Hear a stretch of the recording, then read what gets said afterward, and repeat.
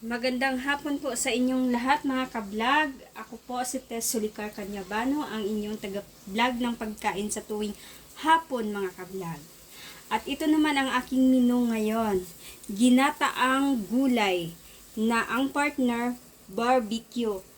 Pork barbecue. Isa-isahin ko po sila ang aking mga rekado sa aking menu ngayong araw na ito mga ka-vlog. Ito po ang una. To barbecue. Ayan po, magbaba-barbecue kami. And then, And then, ito yung sahog ng ginataang gulay. At ito ang gabi, kalabasa, sitaw, talong, at ang mga ricado, sibuyas, bawang, tanlad, silispada, and then luya.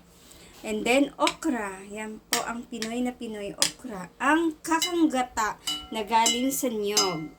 Okay, at ito naman ang coconut cream para mas malinamnam ang ating gata, mga ka-vlog. Ayan po siya.